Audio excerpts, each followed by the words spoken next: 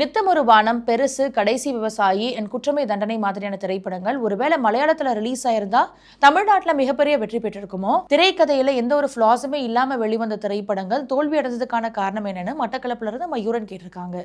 நீங்கள் குறிப்பிட்டுள்ள படங்களில் கடைசி விவசாய திரைப்படம் ஒரு நியாயமான வரவேற்பை தமிழ்நாட்டிலே ரசிகர்கள் மத்தியிலே பெற்றது. மற்ற படங்களை பொறுத்த வரைக்கும் அது மலையாள படமாக வந்திருந்தால் மட்டும் இங்கே மிகப்பெரிய வெற்றியை குவித்திருக்கும் அப்படின்னு நீங்கள் சொல்லியிருக்கிறதுல எனக்கு உடன்பாடு இல்லை. இயக்குனர் திருமுருகன் இயக்குன எம் மகன், முனியாண்டி விளங்கியல் 3ஆம் ஆண்டு இந்த திரைப்படங்களுடைய திரைக்கதை ரொம்பவே நல்லா இருந்துச்சு. இருந்தாலும் அவருக்கு சரியான அங்கீகாரம் கிடைக்காத மாதிரி எனக்கு தோணுது.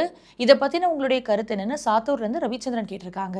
திருமுருகன் இயக்கத்திலே உருவான முதல் படமான என் மகன் திரைப்படம் மிகப்பெரிய வெற்றி படமாக அமைந்தது. அதனால தான் உடனடியாக அடுத்த படத்தை இயக்கக்கூடிய வாய்ப்பு அவருக்கு கிடைத்தது. அவருடைய இரண்டாவது படமான முனியாண்டி விலங்கியல் 3ஆம் ஆண்டு திரைப்படம் மிகப்பெரிய வெற்றி படமாக அமைந்திருந்தால் உடனடியாக ஒரு திரைப்படத்தை இயக்கக்கூடிய வாய்ப்பு அவருக்கு அமைந்திருக்கும். அந்த படம் மிகப்பெரிய தோல்வி படமாக அமைந்தது தான் இந்த இடைவெளிக்கு காரணம்.